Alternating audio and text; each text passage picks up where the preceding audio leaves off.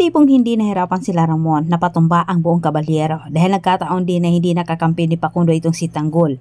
At habang inisipan nila Ramon na wala na silang kalaban, pagkakataon naman ni Tanggol na paghandaan ang buong pwersa ni Ramon.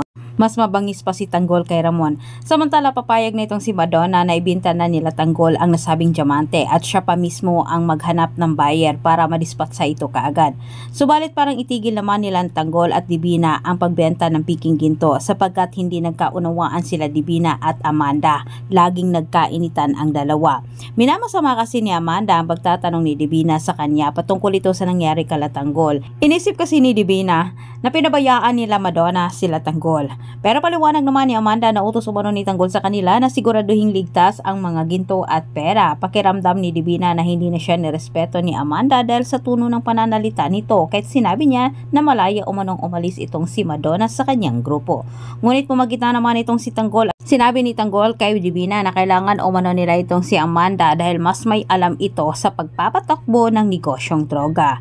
Gustong ipagpatuloy ni Tanggol ang ipinatayong drug lab ni Don Facundo upang sa ganitong paraan umano ay mapabagsak nila ang grupo ng Ramon Montenegrong ito at mas lalo umano siyang mapalapit dito sa totoong pumatay kay Mokang. Paliwanag ni Tanggol, gusto niyang itayo ang negosyong ito hindi para magpayaman kundi para matulungan umano ang kabataan. Bagay na sinang-ayunan din ito nila ni Primo. Sinabi ni Tanggol sa lahat na may kakilala na umano itong si Madonna na pagbibintahan nila sa nasabing diamante.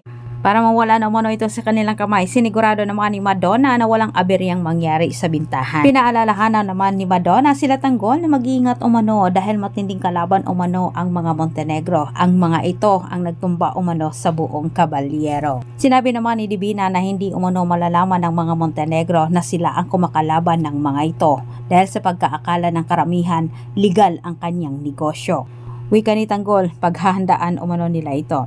At dito po nagtatapos ang ating advance episode update. Kung ikaw po ay bago pa lang dito sa aking channel, huwag mong kalimutang mag-subscribe para sa maraming karagdagang update. Muli maraming salamat sa panonood. God bless.